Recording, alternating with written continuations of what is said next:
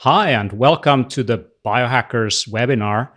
And I'm really excited to host you today, Max Lugauer, who is a real expert on brain health. And we'll be diving deep into how to biohack your brain health and well-being. So I think that's kind of one of the fundamental aspects of being a biohacker. So take care of your body, take care of your brain, and your social relationships, your environment, and all of those things. Everything kind of plays down to the brain. 80% of the brain is kind of reserved for navigating the physical world. And when you train your body, you also train your brain in the same process. So, for example, Albert Einstein had a very well developed corpus callosum. That's basically a part of the brain that sits right between the left and right hemisphere. And probably one of the reasons why he had such a vast capability for cognitive function was that he played a violin from very young age, and that has been linked to developing that part of the brain. Well, obviously, other things that play into brain health are diet and nutrition and all those. So, how do you make sure that your myelination works, that your basic brain chemistry works, and it all goes deep down to the gut microbiome and what's going on there.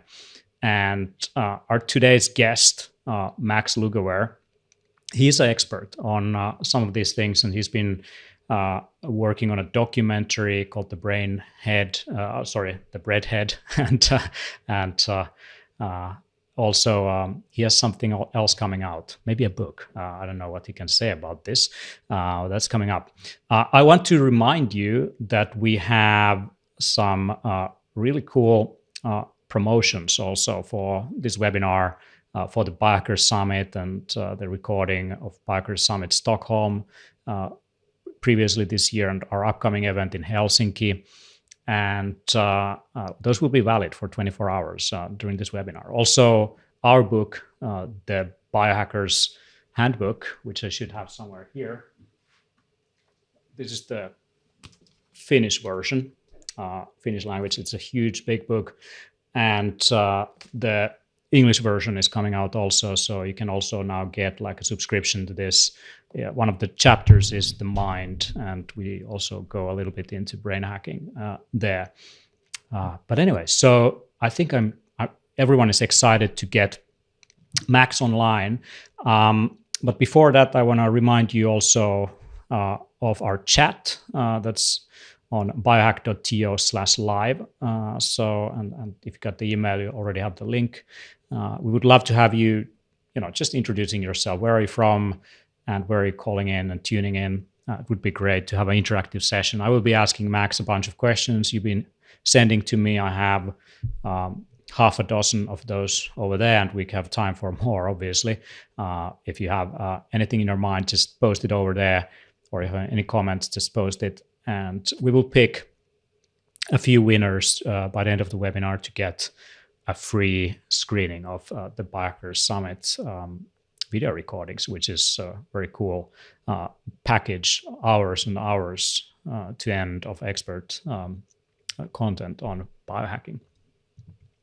And you can also, if you want to use Twitter, there's a BH Summit. So BH Summit is the hashtag. You can use that also to send over your comments. So without further ado, my name is Teemu Arina. I'm the curator of Biohackers Summit, and my guest today is Max Lugauer. So welcome to the show, Max. Yeah. Let me check. I might have to do a quick check on the audio. It should be streaming out. Yeah, just a second. It's my end.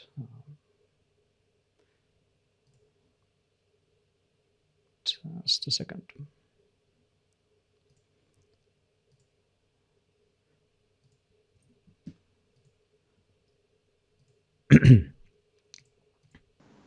Now we get it. Great. All right.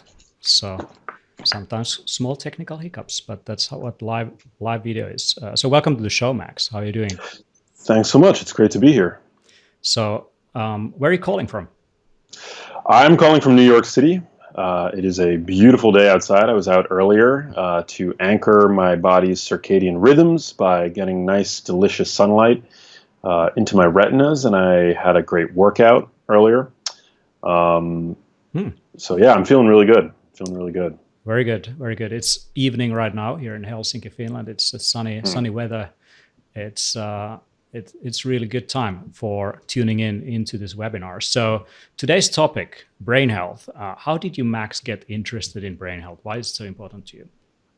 Yeah, that's a very good question. So my background is as a filmmaker and TV presenter here in the United States, where I was a journalist on a TV network called Current TV, and my duties ranged from covering breaking news all the way to some pretty heavy-handed journalism, with some light content peppered in between. But really, I had sort of free reign to talk about whatever topic interested me, and oftentimes those topics would be health related, longevity related, and how technology is augmenting health. So before biohacking was really in my vocabulary, it's a topic that I was really interested in. And then when I left my role as a producer for this TV network in the United States, my mother began displaying signs of memory loss and early cognitive decline. And I was struck by the trauma that I think most humans would feel when a parent gets sick. But having this calling card in my back pocket and this passion for health as a journalist and having media credentials that very few people have, I realized that I was in a very unique position to get to reach out to the top scientists around the world that are exploring this notion of dementia prevention. I became interested in this both to try to understand what led my mom to developing symptoms of memory loss and of a neurodegenerative disease, but then also I became really interested in learning how to protect and thus optimize my own brain health. And having these credentials, having a verified mark on Twitter, being able to say that I worked for Al Gore, who ran the TV network that I worked for 6 years, really allowed me to get my emails responded to by scientists who usually work in very isolated settings. And so when I learned that changes begin in the brain decades before the first symptom of memory loss, first of all, that was a major call to action for me to really follow the science and revamp my diet and my lifestyle, but then also to use my skill set, which was storytelling and science communication, to spread this message and these ideas and these scientific concepts out to a broader audience. It didn't, occur, or it didn't, I wasn't. I didn't feel limited by the fact that I wasn't an MD. I'm not a medical doctor. I'm also not technically a scientist, although I have at this point assisted on research at Weill Cornell Medicine in New York City, which is an Ivy League medical academic institution. I really became very focused on learning as much as I possibly could and communicating the science in a way that was responsible and Yeah. ultimately actionable. So you're basically approaching this as a journalist covering a story, kind of meeting and interviewing experts and kind of putting that into a story that the general public needs to know. And it was driven by your personal interest and close family relations. So is that right? Yeah, 100%. And, sometimes it's difficult for journalists to be considered experts, but as a lifelong biohacker and self-experimenter and somebody who really has been in the weeds with neurodegenerative disease through the experience that I've had with my mom, I'm comfortable with people calling me an expert in this topic because, at the end of the day, I have a philosophical issue with the term expert because 90% of what we know about Alzheimer's disease, which is only the most common form of dementia, has been discovered only in the past 15 years. So there's, if what we know is considered, the tip of an iceberg, there's a lot that we don't know, especially when talking about the microbiome, which you mentioned earlier. There are so many more unknowns than there are knowns, but that being said, there are enough knowns that we don't have to sit on our hands. So insofar as I'm just communicating the latest and greatest of the research that's out there, yes, I would consider myself having become an expert in this topic. All right. So to kind of kickstart still a more of a easygoing question. So what got you into biohacking? So yourself, like you mentioned, you have been a biohacker yourself. So do you have a sports background? Do you have like some kind of personal health problem or something that you fixed? Like what was your kind of motivation? Was it just interest in these topics, or was there some major event or a kind of career thing that led you to biohacking? That's a phenomenal question. I would say my earliest experience with biohacking came from exercise and an interest in, I guess, exercise and working out and intuitively sensing that food is information. Food is software for the human hardware. And I was really interested from a very young age in supplements. Cutting through the hype, but also the power in being able to take something that optimizes your physiology in some way, whether it's, at the degree where you can perceive it or see it in the mirror, or even in more subtle ways. And my first real, experience with, I would say, true biohacking came from my dealing with something called seasonal affective disorder in high school. So I grew up in New York City, and New York City is it's a unique and evolutionarily discordant geography where we walk around and the light is shielded from us by the buildings, and it's also, as I'm sure you can relate to, in Finland. Yeah, it's a huge problem around here. Yeah, it's also much of the year is spent in darkness or in shadows. And so I would really suffer from depression. I didn't really even have the term depression for it back when I was in high school, but I would sense a strong association between the changing of the seasons and my mood, where, in the winter I would find myself to be depressed and to just have a general sense of malaise. And in the summer that would go away. I would feel amazing. And so I realized early on that in the summer, our skin creates vitamin D from exposure of our skin to the sun. The UVB rays from the sun interact with our skin, and there's a complex biochemical pathway that converts cholesterol in our bodies to vitamin D, which acts like a hormone and affects 1,000 genes in our bodies. Nearly 5% of the human genome is actually regulated by proper healthy levels of vitamin D. That's massive. So massive. So I self-prescribed myself a vitamin D supplement, and this was actually the first non-weightlifting oriented supplement that I ever purchased. I bought it specifically for my brain function. First ever brain health function related supplement I ever purchased. And I noticed when taking vitamin D that my mood was lifted in the winter, and I kept taking it. And we didn't actually have the science back then to understand why this might be. But new research was actually published just a couple of years ago showing that vitamin D helps regulate the synthesis of tryptophan, which is an amino acid, into the neurotransmitter serotonin.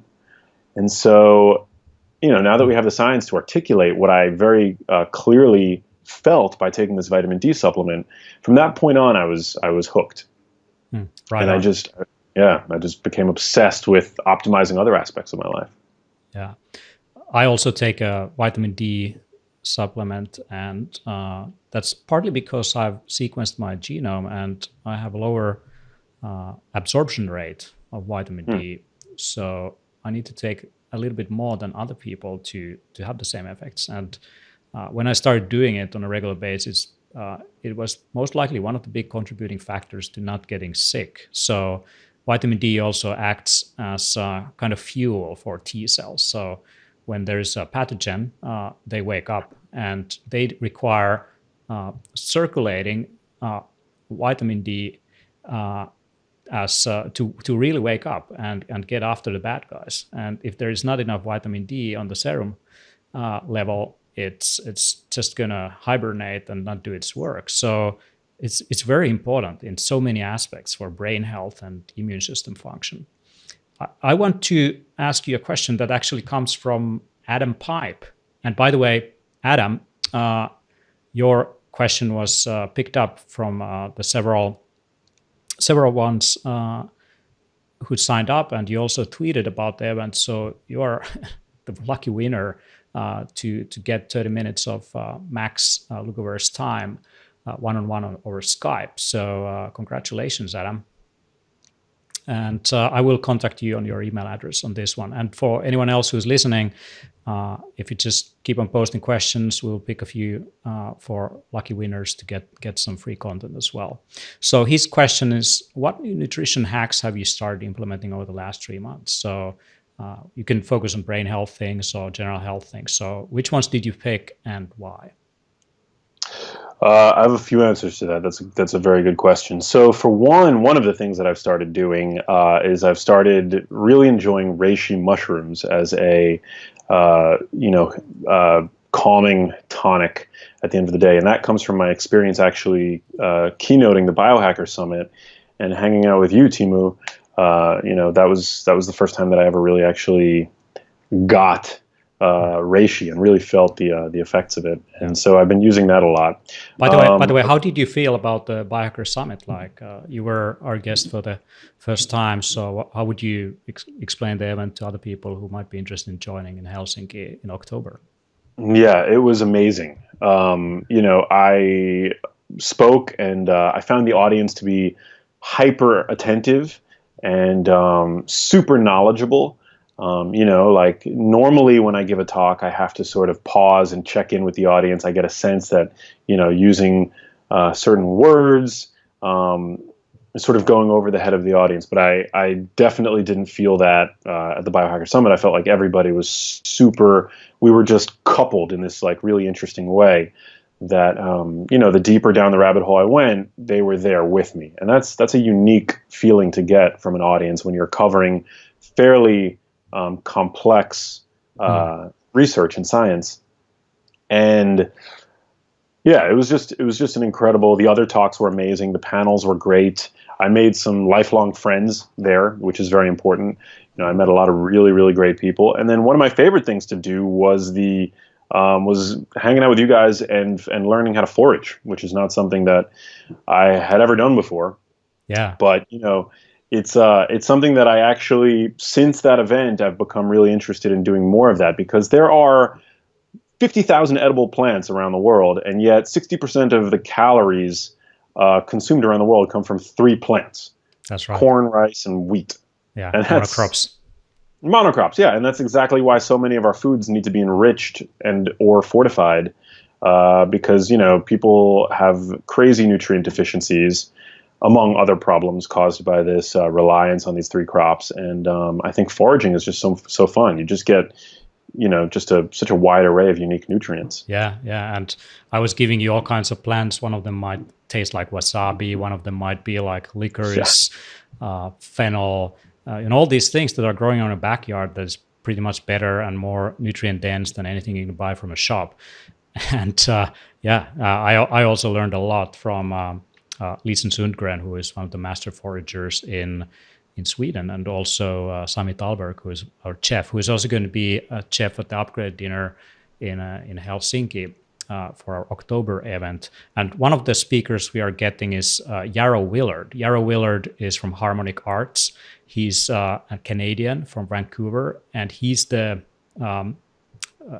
guy who has a nickname called Herbal Jedi. So he knows a lot about plant medicine and how to use them. And he combines kind of ancient wisdom with latest scientific research. And he's coming over. And by the way, for anyone listening to this, he's going to run a workshop. So it's going to be mushroom season. We're going to go to some of the national parks here in Finland after the conference. And we will be foraging things like roots that are very good at that time of the year, where all the medicine is concentrated in. And we're going to pick some mushrooms, and he's going to teach how to rewild yourself and reconnect with nature. So that's going to be a very exciting event. And so if anyone out there is on the chat and has been to the Biohacker Summit or is planning to come to our Helsinki event in October, 13th and 14th of October, give us a shout. We'd love to see names over there who are coming over to say hi. So let's get back to the question. So what other kind of nutritional hacks have you started and Reishi recently, and why? Yeah, so I've definitely been experimenting with fewer meals throughout the day. I was always really interested in intermittent fasting. The research is just too compelling to ignore. And for those who are listening and don't know what intermittent fasting is, one of the sort of easiest protocols to follow, or I guess the most basic protocols, is the 16-8 style of fasting, where you essentially fast for 16 hours every day, which includes your sleep. And then consume food during an 8-hour window. So I would, for example, fast between the hours of 8 p.m. and noon the next day. And then from noon the next day until 8 p.m., I would basically eat.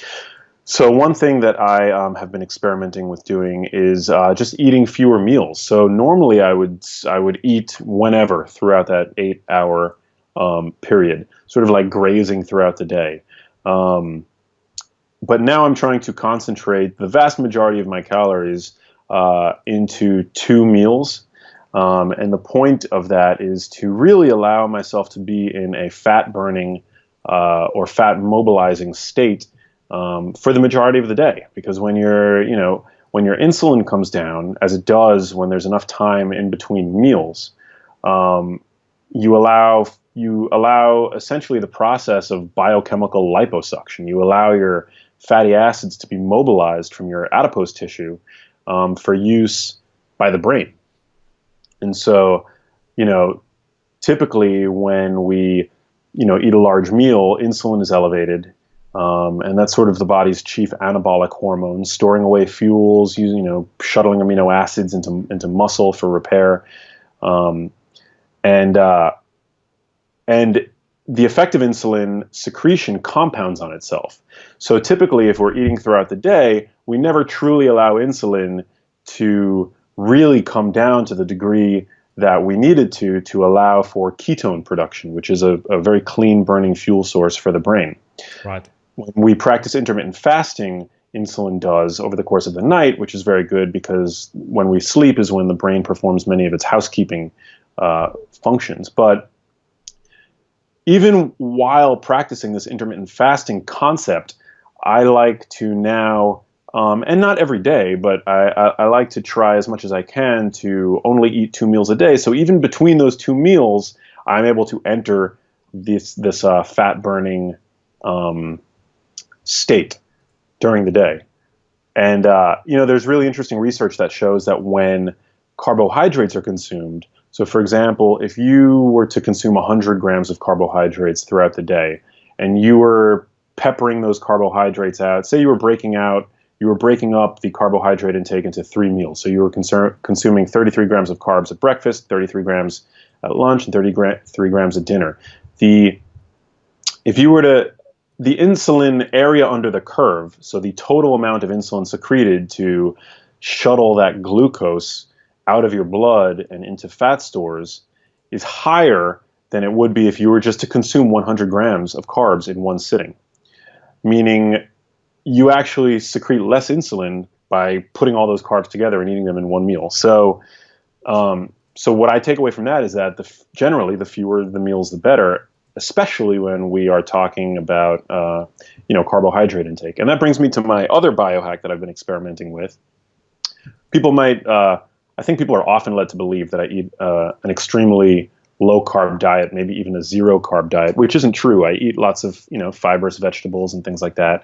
But I've actually been experimenting with once or twice weekly high-carb, low-fat post-workout refeeds, which means that after a workout, I will eat a very high amount of carbs relative to my normal diet. The average American, which I think is a dietary pattern that's increasingly ubiquitous around the world, consumes 300 grams of carbohydrates per day.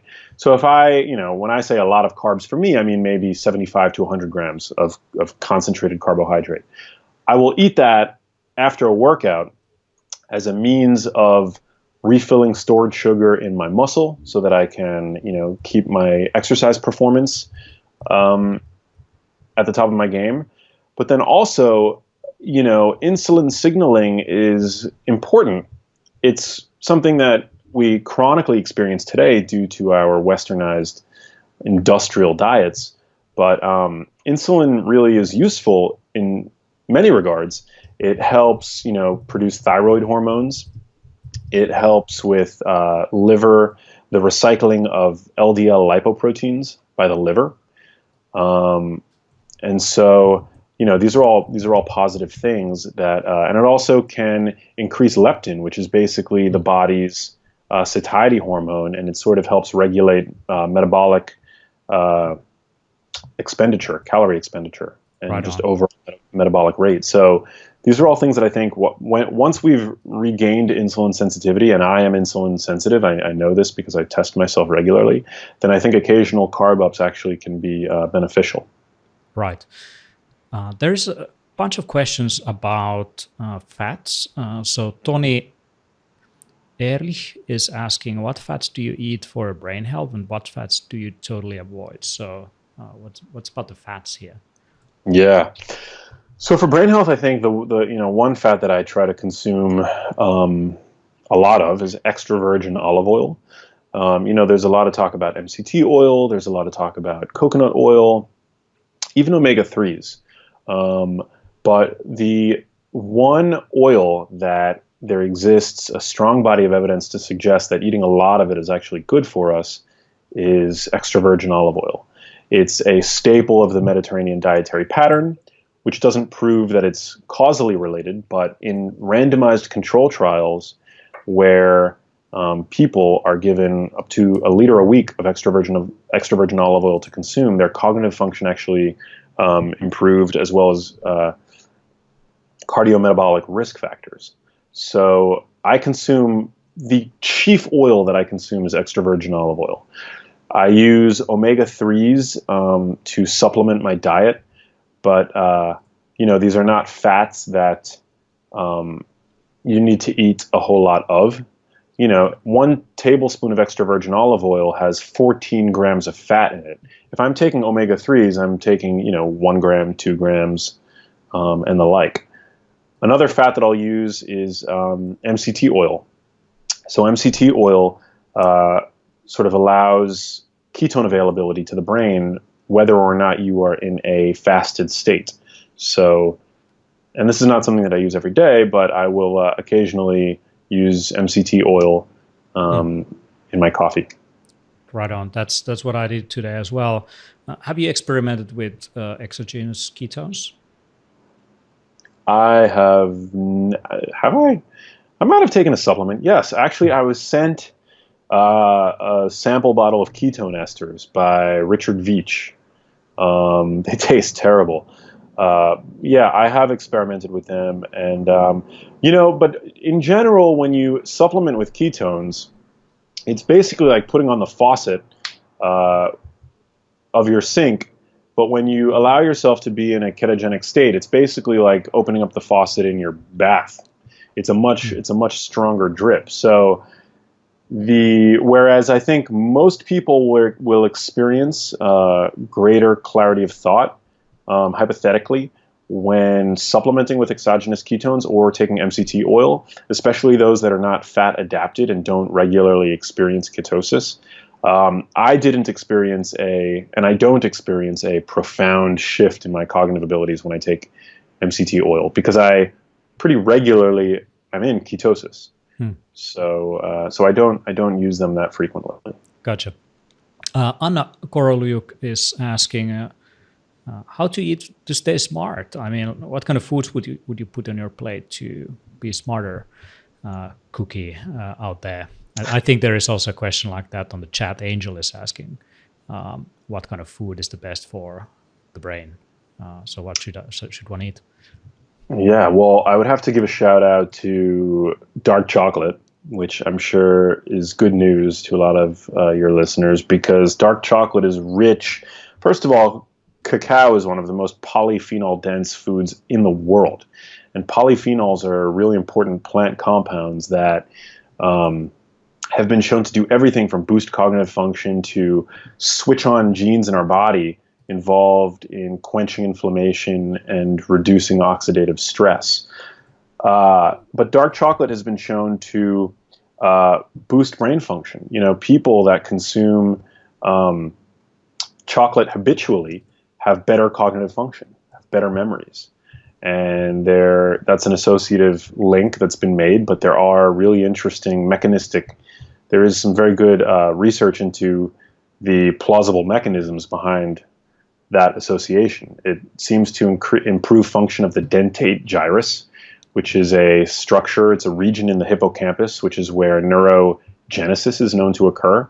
And it's a very vulnerable region. It's one of the first regions affected by Alzheimer's disease. And dark chocolate, the flavanols in dark chocolate have been shown to improve the functioning of the dentate gyrus.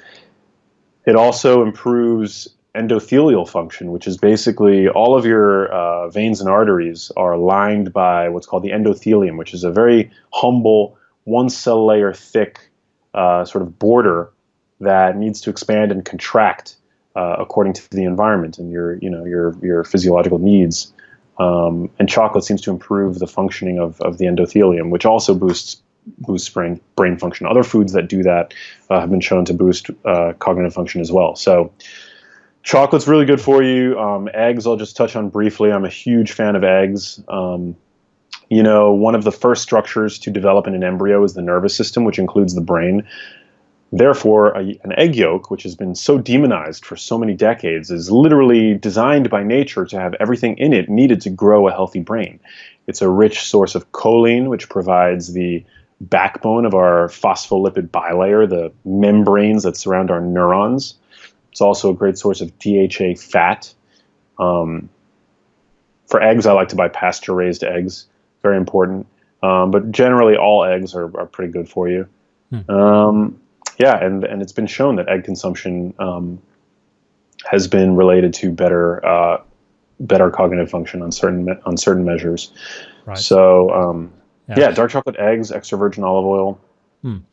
How about omega fatty acids? So Radar Vasenius from Bream is asking, what naturally occurring foodstuffs have you found to contain the optimal ratio of omega fatty acids? And if you would take that rather as a supplement, what kind of ratio would you look for? Well, so yeah, you know, our ancestral diet, it's believed, had omega-3s and omega-6s in a ratio that were close to 1-to-1. Today, we're consuming omega-6s in a ratio that is, you know, more like 25-to-1 with omega-3s. But when we can get foods that are as close to, you know, their optimal biological form, like beef that comes from a cow that's been fed grass its entire life, the ratio of omega fats and polyunsaturated fats in its meat actually more closely resembles that optimal dietary ratio. So when we eat grass-fed beef, when we eat wild salmon as opposed to salmon that's been farm-raised, it's a really great way to get these omega-3s in our diets. One of the problems with the modern diet, you know, the fact that it's so heavily weighted in favor of omega-6s, is that it's caused us to actually have to supplement with omega-3s. Now, when you look back at the millions of years over which the human brain evolved, did they have omega-3 supplements? No. They got their omega-3s from food, and those omega-3s were contained in trace amounts. The only reason why we need to supplement today is because of the modern day food supply. So really, these polyunsaturated fats and oils, we need them in our diets in trace amounts. And today, due to the ubiquity of grain and seed oils, we're consuming them on orders of magnitude. And that's problematic for a variety of reasons. But for one, these oils are really prone to rancidity. They very easily oxidize, and this occurs both to omega-6 fats found in corn and soybean oil, but it also occurs in the omega-3s found in many of our fish oils. This is one of the actual problems by the illustrated by the inconsistency in some fish oil studies, that sometimes fish oil appears to work really well, sometimes fish oil appears to not be as helpful for whatever the data point is that scientists are measuring. And that's and one of the problems, I think, underlying this inconsistency is that so frequently fish oils are actually rancid, and an oxidized fish oil is just as bad for you as oxidized soybean oil. Well, maybe not as bad for you, but pretty bad. Absolutely. Yeah, that's why I'm a big proponent of like fresh whole foods, and rather than taking some who knows what supplement. So Yeah. I rather take a fish than a supplement. But if I take a supplement, I take something that's refrigerated, protected from sunlight, and the seller is pretty neurotic about some of these things to keep up the quality.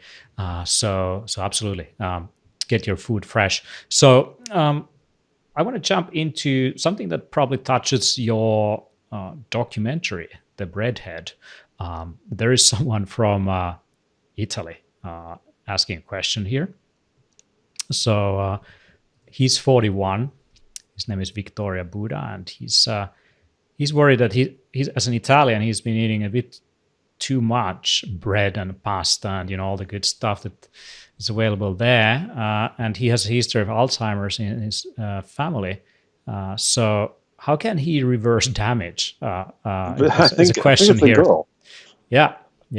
So how to reverse the damage? That's also a question from Samuel Mingrone. How to reverse damage to the brain? So if you've been eating all kinds of crap that is not supporting your brain function, and you have brain fog and cognitive decline and inflammation in the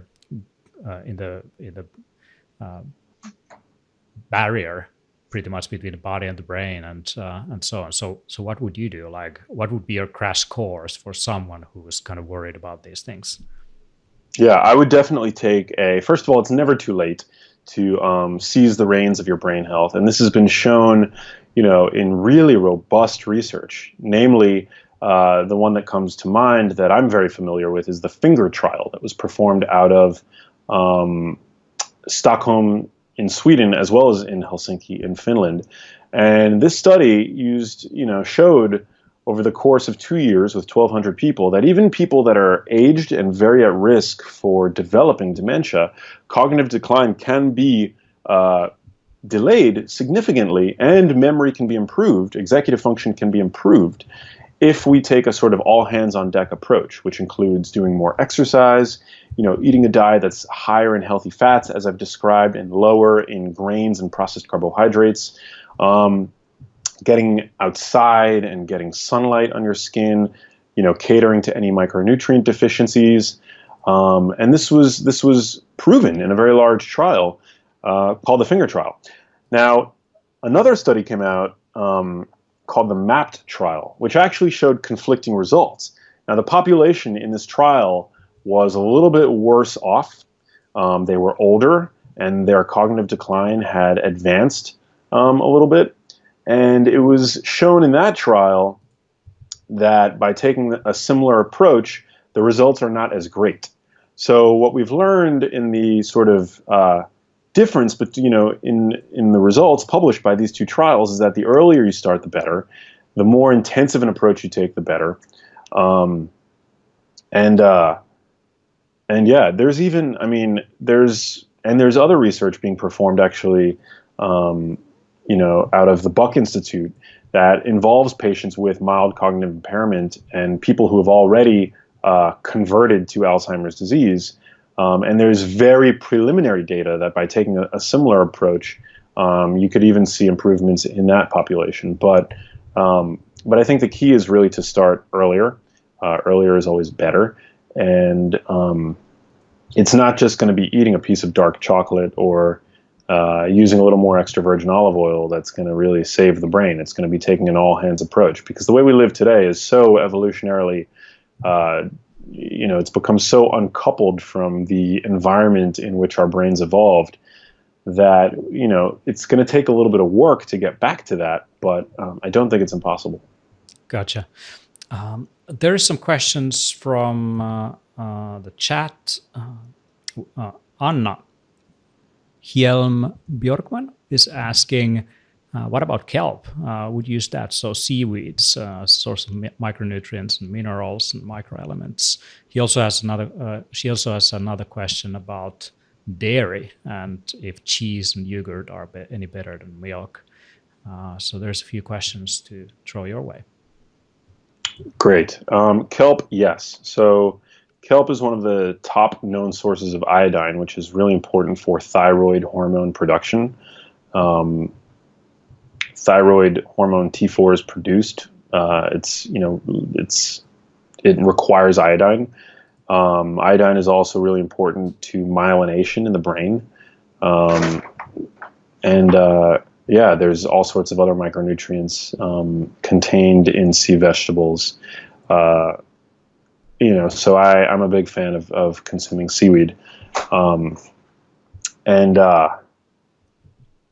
It's not something that we commonly consume, but iodine is very important. Many people are deficient in iodine.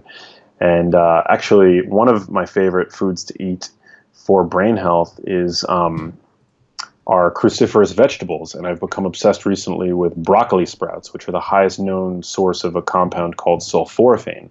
The more of these cruciferous vegetables you consume, the more iodine you're going to want to make sure that you're getting, because they can compete with one another.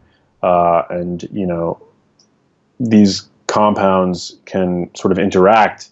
But it doesn't seem to be a problem if you are not iodine deficient. On the other hand, many people are, which is why the government mandates that salt be enriched with iodine. It's just one more of the instances where our food supply has become so removed from that under which our brains evolved, and now needs to be fortified. In fact, if you find salt in a supermarket that doesn't have iodine in it, it comes with a warning. But so I'm a big fan of sea vegetables. Yeah. And how about the dairy question? So do you consume any dairy yourself? And is there a difference between kind of if it's been kind of broken down by bacteria or fermentation? That's an excellent question. I don't consume dairy, and for a variety of reasons. But dairy, if you look at it, it's really the only place in nature where sugar and saturated fat are combined when we look at whole milk. And these are macronutrients that really typify ultra-processed foods, which people eat. 60% of the calories consumed by people today are from what are called ultra-processed foods, which are really characterized by having both saturated fat and sugar, which seem to really impair our metabolic health in a profound way. I think this may be useful for a newborn to help it store calories and pack on fat. But I don't think it's really as helpful to an adult. And knowing that 75% of adults around the world are lactose intolerant, I think that dairy is really something better off avoided. And there's really interesting research showing that people that consume more dairy, especially low-fat dairy, have an increased risk of developing Parkinson's disease. I've done sort of a cursory dive into this. I want to do a deeper dive for a blog post on my website, maxlugavere.com. But dairy depletes something in the body called uric acid, or urate. And this is not something that you want to have a high amount of in your body. But urate is actually a very potent antioxidant for the brain. It stimulates the production of glutathione. And having high levels of urate is one of the causative factors in developing gout. But on the other end, so doctors know that to reduce urate in the body, you feed a person dairy. But the problem is, by consuming dairy as an adult, it seems to artificially lower urate, which may take away some of the brain's antioxidant protection through this axis. This is sort of, these are all links that have been made in the literature, and I've connected the dots. But I think it's pretty compelling. And then, there's other research that shows that dairy produces a sort of mucus in the gut that's associated with inflammation. So in general, I don't think it's a good idea to consume dairy. I certainly don't recommend it. If you're not sensitive to dairy, um, I would say maybe you can include it in moderation, but it's definitely not something that I uh, will recommend. On the other hand, I will consume ghee. I noticed that we have a question about ghee, which is basically dairy fat that's had all the sort of essential components of dairy skimmed off the top.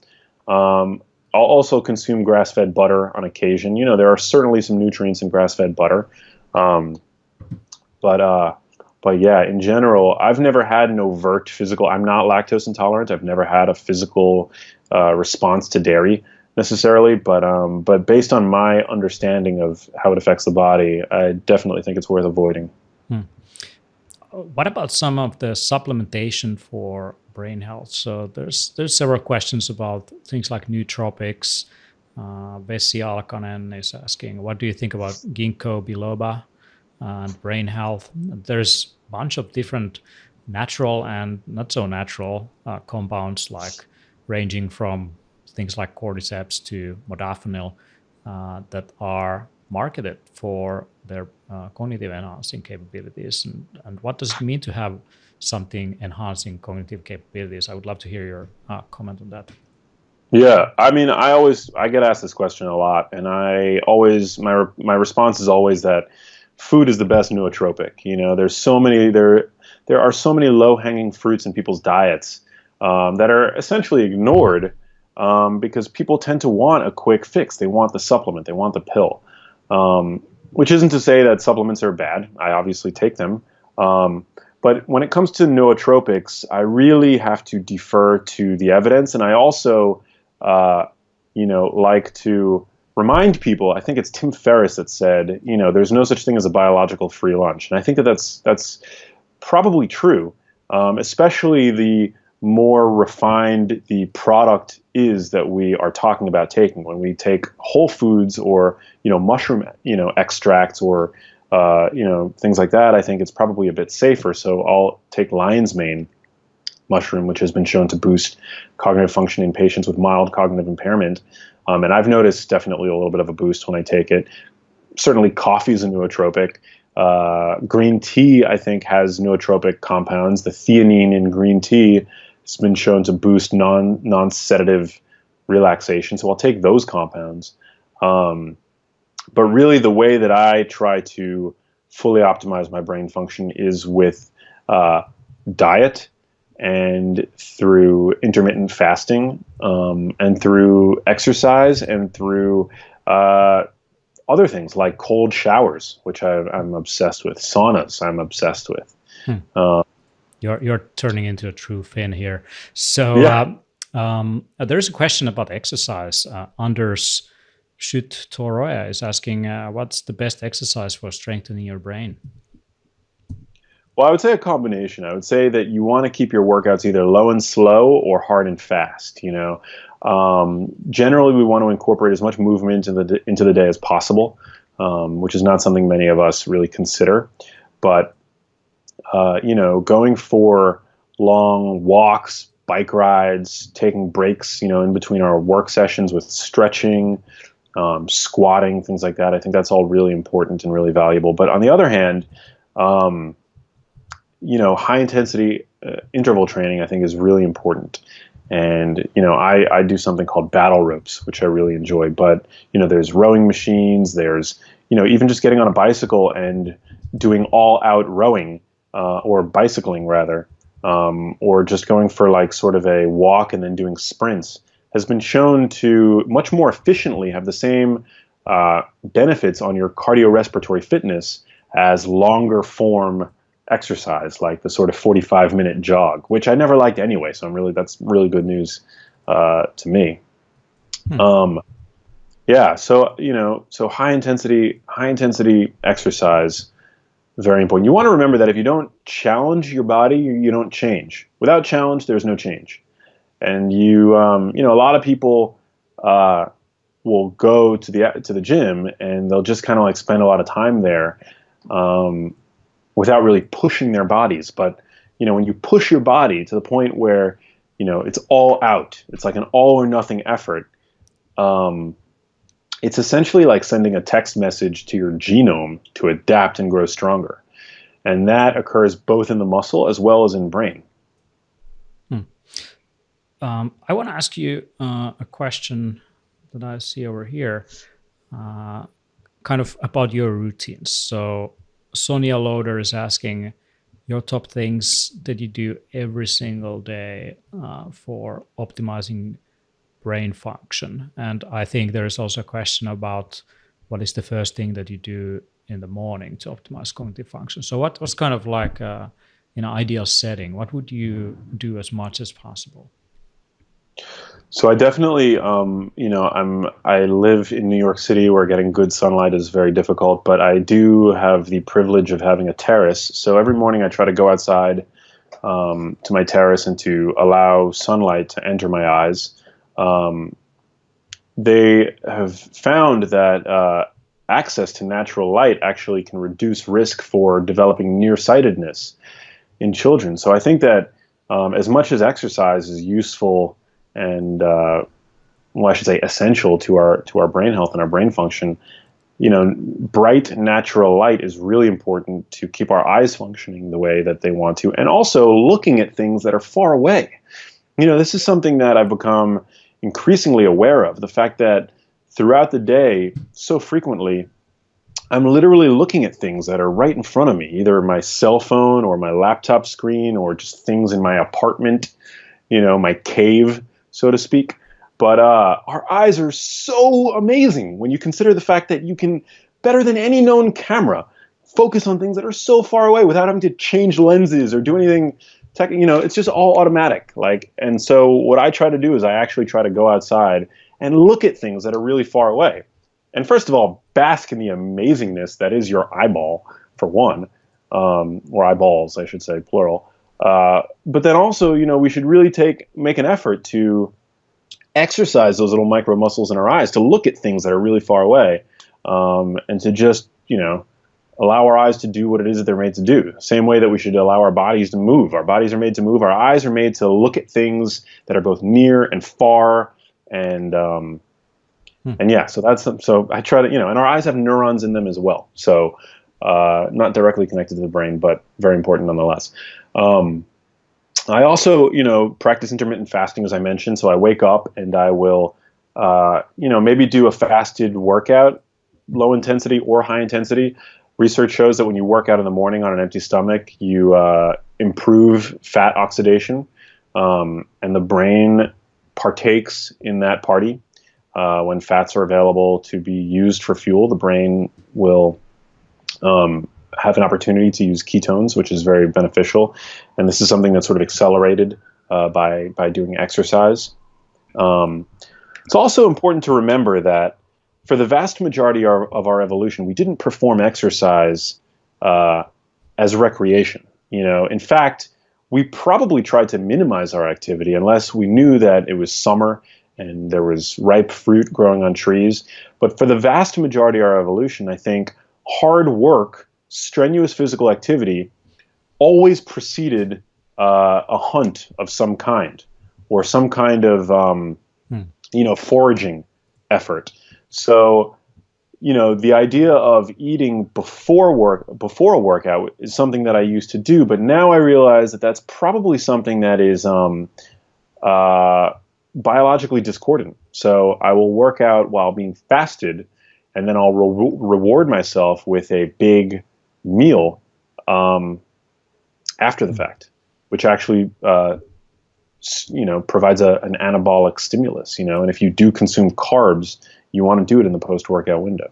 Yeah. There's kind of there's a window with the GLUT4 receptors. Also, once you exercise, they are open a few hours after the exercise. Exactly. So if you eat before or after, you hit that window, but definitely like doing heavy exercise while all the blood is in your gut to digest that food is not necessarily kind of the optimal way. So I guess you're right. Evolution made us for something specific, and we're adapted to it. 100%. That's called not to cut you off, that's called insulin-independent glucose uptake. Your muscles essentially become like a sponge for sugar in the post-workout window. And what also happens is that there's a reduction in postprandial inflammation, which is basically after you eat, there's always a little bit of inflammation, whether it's because of endotoxin from the gut entering circulation. But when feasting follows exercise, that effect seems to be blunted or attenuated. So yeah, I mean, I think that's usually that makes a lot of sense to me from an evolutionary standpoint.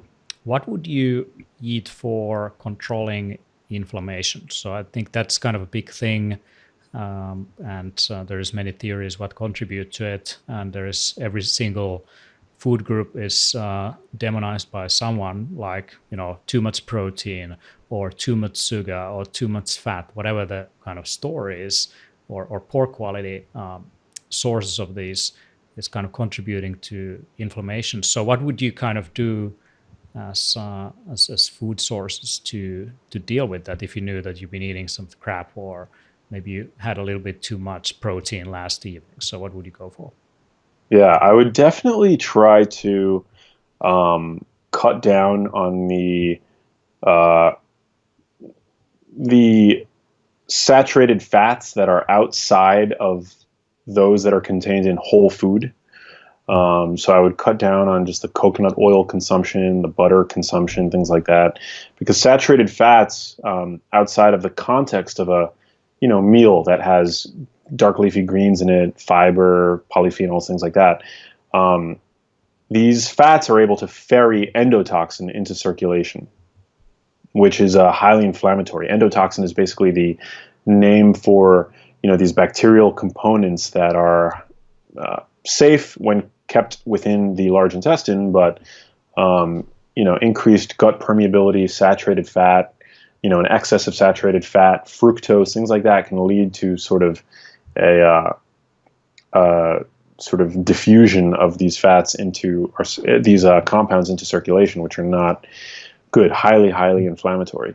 I would also eat more dietary fiber in the form of dark leafy greens, which provide a sort of carbohydrate to our microbiota, called a microbiota accessible carbohydrate. Actually, it's a term coined by microbiologists Justin and Erica Sonnenberg, that actually become available to our bodies in the form of butyrate, a short-chain fatty acid, which is very anti-inflammatory. So, eating more dietary fiber, dark leafy greens, things like that, more extra virgin olive oil, and eating foods that stoke your body's own anti-inflammatory, antioxidant pathways. So I mentioned broccoli sprouts, which are the best source of sulforaphane. But any kind of cruciferous vegetable really provides some. Kale. And there is other compounds like carbogen in them that are shown to protect the gut lining and so on. So I guess you are not a big fan of bread when it comes to a source of fiber. There's a question Wange Johnson is asking, is there any good bread? Yeah, I just think that bread is very energy dense while being minimally nutrient dense. And, it's America's, or not America's, it's the world's, oldest processed food. And so we have a reverence for bread. We break bread. Religious traditions all have a thing for bread, but it's still processed food. And there's nobody walking around eating raw wheat. Wheat has to be highly refined and processed to make bread. So yeah, I avoid it. I think many people are sensitive to gluten, which can promote neuroinflammation, particularly in the Western industrialized dietary milieu. Some people come to me and they tell me that sourdough is fine. It's not and also there's differences in our own microbiomes that handle the way that we process these kinds of foods.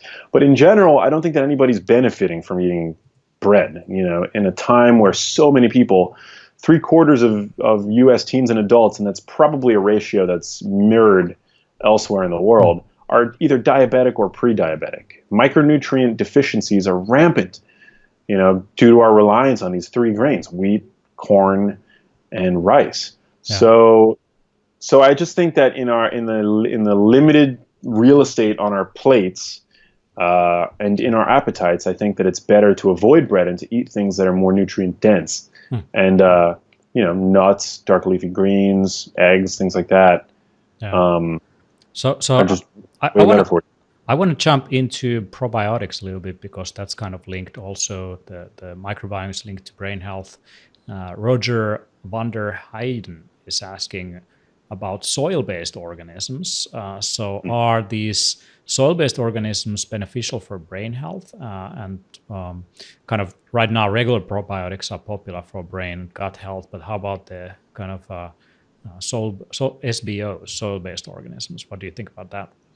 Yeah, it's a really good question. I'm not that familiar with SBOs. I'm very familiar with probiotics, and I do think it's important in general to be more dirty and to play in nature more and to get sort of your hands dirty and to allow exposure to soil-based organisms. But in terms of supplementing with them, I don't have any personal experience. But probiotics are really interesting. There's a lot of great research happening now on the ability of probiotics to improve symptoms of depression in certain people, reduce anxiety, and even improve cognitive function in patients with dementia. This was a study that was run out of Iran, and I reported on it on the Dr. Oz show actually fairly recently. So, probiotics through their anti-inflammatory lever, through the ability to improve the integrity of the gut lining, to bolster immune function. I think probiotics are definitely important, particularly if you have dysbiosis in your gut, which is basically like if you have gut problems, if you've taken a lot of antibiotics, if you had a parasite recently.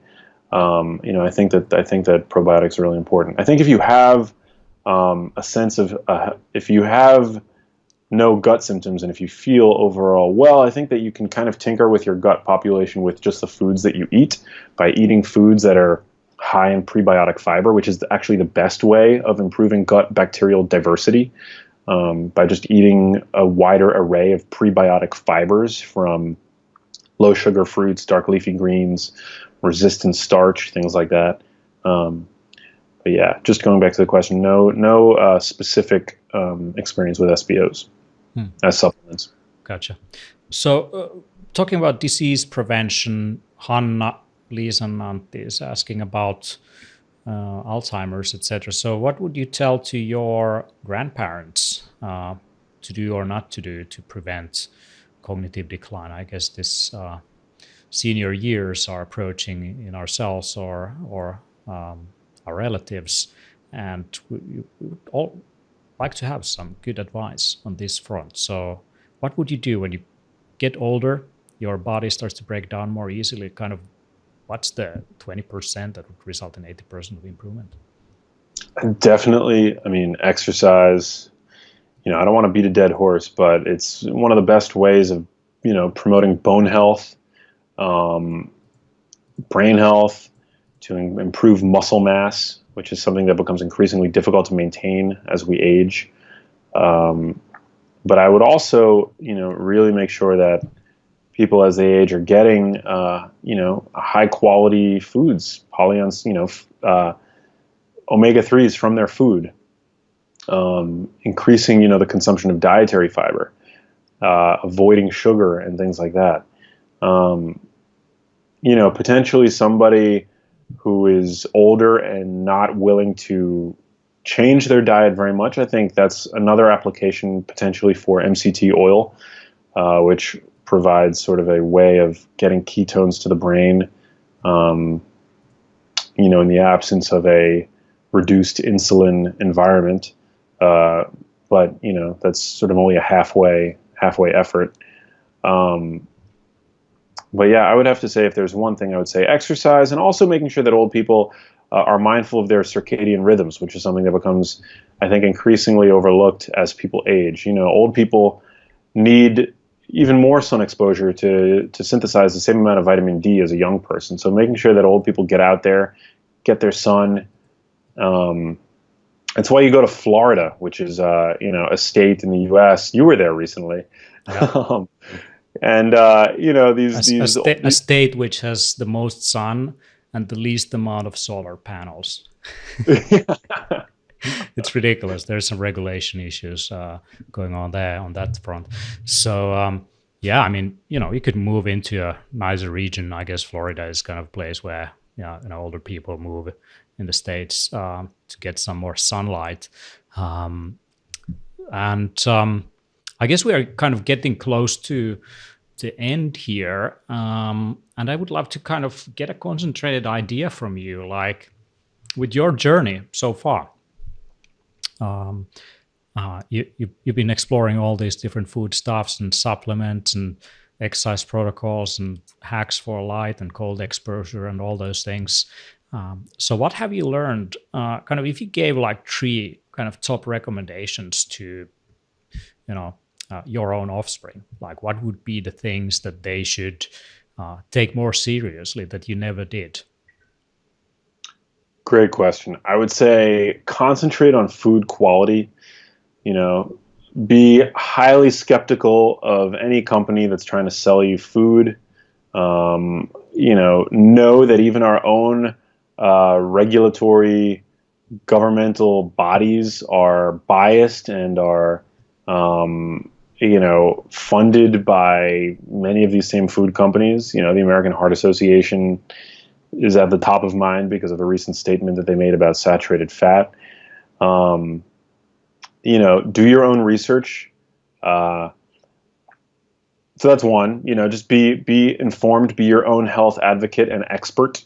Don't let anybody tell you that you can't be an expert in your own health. And then I would say number 2, the same way that they say that life begins at the end of your comfort zone, your optimal biology and brain function begins at the end of your comfort zone. Whether we're talking about thermal comfort, and what I call chronic climate control, allowing ourselves to be exposed to a broader array of environmental stressors, whether it's cold stress or heat stress or physical stress, really brings out the best in our biology. And this is something that I've experienced firsthand. And the research really seems to validate, just the importance of it. And then I would say, lastly, don't stress. This should be fun.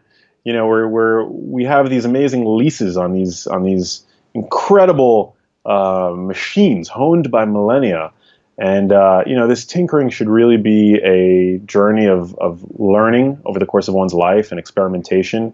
And stress is really damaging and doesn't help anybody. I would say, in a way, we live in an era where attention is the new oil. It's the new limited resource, right? So we've got all these organizations that are fighting for your eyeballs and your attention, and they all want the same thing. They all want your brain to release norepinephrine, which is basically an attention and focus neurotransmitter, so that you focus on what their message is, so that you could ultimately buy their products or the products from their sponsors. And that's bullshit. It's why media on TV is run by the "if it bleeds, it leads" mentality. And it's something that's causing us to, be chronically stressed out. Our amygdalas are in overdrive, which is, sometimes considered the fear center in the brain. We have chronically elevated levels of cortisol, which is the body's stress hormone, which has been shown to atrophy the hippocampus and, make us store fat in our midsections, which is the most inflammatory and dangerous kind of fat, visceral fat. And this is something that's literally done by the media. And so, not that I want to sow seeds of, distrust and whatnot, and conspiracy theories, but we live in basically like the modern world is like the Hunger Games, and our brain is like the unsuspecting tribute just thrust into battle without any kind of weapon. But I'm saying arm yourself with information, and become more willingness, aware, right? become more aware. Yeah. Yeah. That's all what it is. I've been following all the health news and all the stuff. The big broadcasting companies, they don't really, have time for an hour of content that we have just produced here on Biohacker webinar, and the events that we put together are basically whirlwinds that are bringing together people who are excited about these things and want to optimize the human condition, and the community who is around listening to this talk right now, and gathering online, and we want to bring our own kind of stick to the fire that will heat everyone's curiosity to not necessarily alternative facts, but deeper understanding, kind of getting to the where the beef really is, all the high quality fats are, instead of consuming what's kind of the cheapest to put out there with the maximum profit. So, I mean, I welcome everyone to the Biohackers Summit, and Max was a recent speaker. I'm pretty sure this fella is going to be there sometime in the future as well. So if anyone is interested in this stuff, so check out Biohackers Summit. We have video recordings from our past events, great content from people like Max Luke-Ware, Ben Greenfield, Dr. Rhonda Patrick, Chris Danzig. Chris Danzig gave an excellent talk at Stockholm about how to hack time. Like, how can we, using this media environment that is kind of almost predicting our future with the things that we like and share, how can you start hacking that so that you can predict your own future? That's very interesting stuff. He might be back for another talk in Helsinki in October. So if you haven't looked at the promotions yet, that's biohack.to/live. So biohack.to/live. You can see the links on the top of the page, and you can get some cool stuff. And if you stay signed up for the Biohackers Handbook and Biohackers newsletter at biohackersummit.com, once Mac's book is out there, which I hope to see soon, there's going to be more. You can dive deeper into what he knows. So definitely, this guy is a wealth of knowledge, and thank you so much, Max, for being here and sharing your knowledge and taking this time to be with us. Thank you. The feeling is completely mutual. You've got so much to offer the world as well, and I implore everybody listening to go to the Biohacker Summit. It was really one of the peak, it was one of my peak life experiences. I loved it. Cool.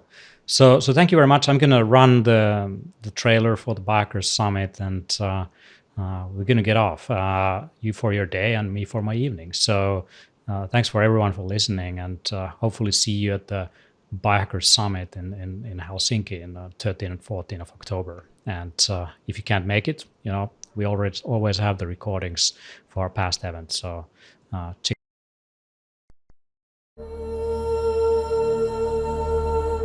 I look at biohacking in this event as a critical step in self-mastery.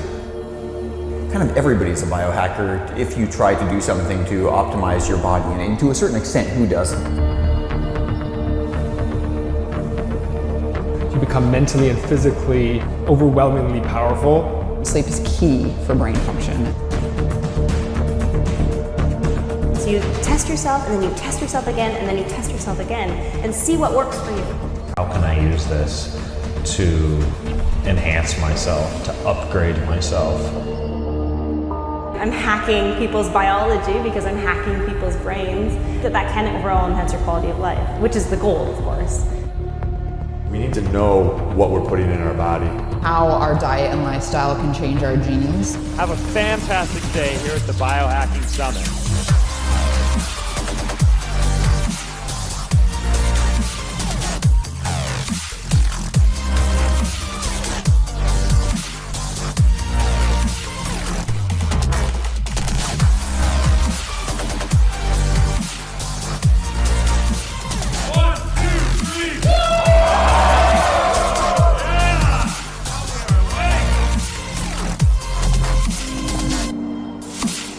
4.4 degrees Celsius for 20 seconds, and you can increase norepinephrine in your brain by like 300%.